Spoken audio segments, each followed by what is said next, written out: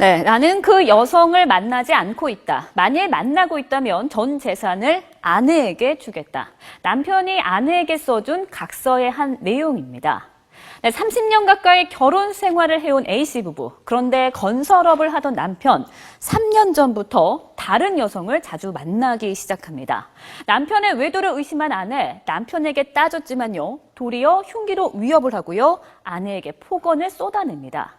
화가 난 아내는 딸과 함께 집을 나왔습니다. 하지만 1년 뒤에 아내는 남편이 위증하다는 소식을 듣고 집으로 돌아와 남편의 극진히 돌봤습니다. 남편은 건강을 되찾게 되는데요. 문제는 그 다음부터였습니다.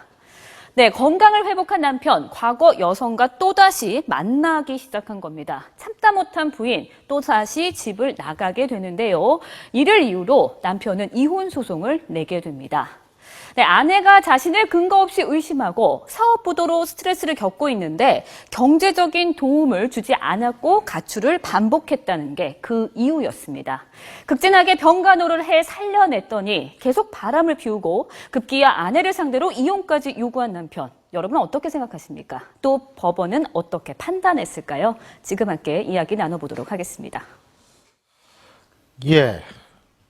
이게요, 간병을 했다. 그리고 아까 류지연 앵커가 그 얘기한 것 중에서 바람을 폈다는 얘기 나왔는데, 딸은 뭐 간 이식까지 해줬다 그러네요. 그러니까 이게 어떻게 된 거냐면요. 예. 그러니까 결혼 생활 한 30년 정도 했었는데, 예. 그러니까 뭔가 외도를 의심하고 있었어요, 부인이. 그러다가 이제 좀 증거를 잡고 그 내연녀를 찾아갑니다. 예. 내연녀를 찾아가서 또 각서를 받았어요. 예. 그리고 남편에게도 아까 뭐 각서 내용 살짝 나왔지만 그 여자를 만나고 있으면 전 재산을 주겠다 각서를 받고 이 내연녀한테 각서 받는 과정에서 거기 가서 뭔가 언성을 좀 높였다고 이 남편이 칼을 놓고 부인한테 뭐라고 했어요. 그러니까 그 이제 여자한테 뭐 큰 소리 치냐. 네, 그렇죠. 거기서 왜 행패 부렸느냐. 예. 그래서 부인이 못 참고 아들만 남겨놓고 이 딸을 데리고 가출을 합니다. 그런데 나중에 이 남편이 술을 굉장히 많이 마시다가 강경변이 왔는데 이 아들이 전화를 한 거예요. 엄마한테. 아빠가 이렇다라고 하니까 돌아와서 이 부인은 굉장히 극진하게 병간호를 하고 이 딸은 본인의 간을 이식을 해준 거예요.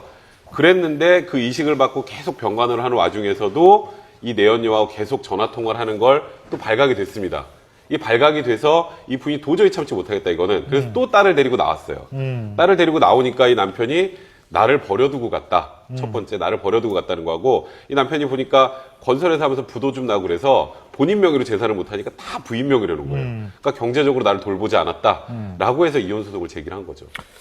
근데 이게, 아니, 상식적으로 생각하면 진짜 이게 좀 남성분이 너무 자기 위주로 생각했다라는 비난이 받을 수지는 있지 않을까라는 생각이 들어요, 얼핏. 충분히 그렇죠. 더더군다나 그 자기 딸이 어떻게 보면 살려준 거 아닙니까? 글쎄요. 이제 예. 그랬는데 아주 또 다시 나와서 이제 어느 정도 나을 만하니까 또 그 여자를 재차 만난다는 거는 뭐 이런 거 저런 거 뭐 다 떠나서 인간적으로도 도리가 아닌 것이죠. 근데 사실 이게 그러니까 책임이 있는 예. 사람이 책임을 져야 되는 사람이 이혼 소송을 할 수 있느냐 없느냐 이건 사실 계속 문제가 많이 됐던 문제였는데 아직은 우리나라가 예. 유책주의라고 이렇게 지금 판결에서도 계속 나오고는 있습니다.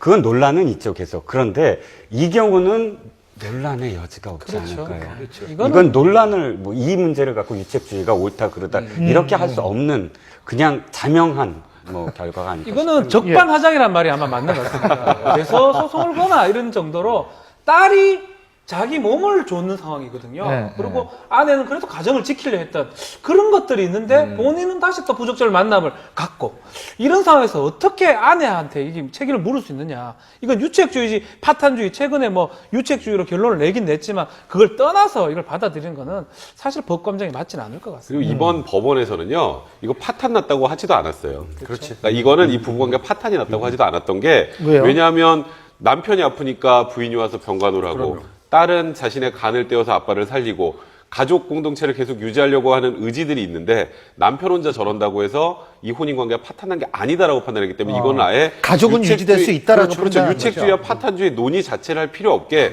법원에서, 그러니까 그 쉽게 말해서 이 정도면 이건 이 사람은 아무것도 하면 안 돼라고 이제 법원 스스로 판단한 거죠. 김 박사님 예전에 현지 계실 때 무슨 간통죄 조사다 이런 이건 진짜 그 참 아니 어떤 면에 있어서 그런 딸을 두면 참 행복하다. 그런 아내를 두면 참 행복하다. 이런 생각이 들 정도거든요, 사실은. 네. 아, 요새 거꾸로가 많잖아요. 아프면은 아프네 그러고 뭐 나가는 사람도 있고 그렇지 않습니까? 그러니까 결국은 또 어떻게 얘기하면 간통죄 폐지의 부작용이 지금 나오기 시작하는 것 같기도 하는데요. 뭐 그렇다고 제가 간통죄 폐지를 뭐 반대하는 사람은 예. 아닌데, 막 딱 우리 박 변호사님이 얘기한 것 같습니다. 적반하장입니다. 적반. 자, 적반하장이라고 말씀하셨다면 그럼 역으로 얘기해서 만약 아내가 남편에게 이혼 청구 소송을 했더라면 어떻게 됐을까요? 100% 받아들였습니다. 100%입니다. 반대 유책주의 반대입니다. 저 잘못했거든요. 예. 남편이 잘못했고 돈 다 주고 이러면 아내가 이혼 청구하는 거는 괜찮습니다. 그거는 해도 싼 건데 반대로 잘못한 주제에 어떻게 이혼 청구를 하느냐 이게 유책주의거든요. 막 그렇기 때문에 아내 가는 거는 아무 문제 없고 아내는 지금 지키려고 하지 않습니까? 딸하고 같이. 예. 그렇기 때문에 법원 아내 손을 들어준 겁니다. 대법원 상고하면 어떻게 될까요? 뭐 결론은 거의 자명할 것 같고요. 그대로 날 것 같고 그렇죠. 일단 제가 아까 말씀드렸던 것처럼 예. 책임이 있는 배우자가 할 수 있느냐 없느냐를 떠나서 그다음 마지막 조항에 이제 파탄이 났느냐 가지고 또 이제 마지막에 한번 다퉈주는데 파탄이 안 났다고 판단한 이상 대법원도 지금 이런 과정을 그대로 밟을 것 같거든요. 그럼 유책주의, 파탄주의 논의를 떠나서 이거는 받아들여지지 않을 가능성이 많습니다. 예. 너무 9월 15일 날 났거든요. 예. 전원 합의체에서 7대6으로 유책주의로 났기 때문에 지금 당장 바꾸기는 어렵고요. 이게 좀 또 다시 되면 또 파탄으로 바뀔 가능성이 있지만 이거는 아닌 것 같습니다. 이 사건은 아닌 것 아니 같습니다. 근데 제가 궁금한 게 지금 이게 1심 항소심 계속 올라간 네. 거 아니에요? 네. 이 정도 되면 남편도 이혼하겠다는 의지가 굉장히 강한 거 아니냐라고 볼 수 있는 거 아니에요? 1심에 뭐 그럼 그런가 하고 끝날 수도 뭐 있는 이런 거 아니에요? 와중에 아내가 아니 그래 알겠다 하면 하지 말 그래 받아들이면 모르겠지만 아내가 끝까지 이 재판을 유지하는 이상은 대법원에서 뭐 이게 바뀌는 가능성은 적다고 보입니다. 알겠습니다. 참. 예. 할 말이 없습니다. 오늘 내용 말씀 여기까지 듣죠. 고맙습니다. 감사합니다.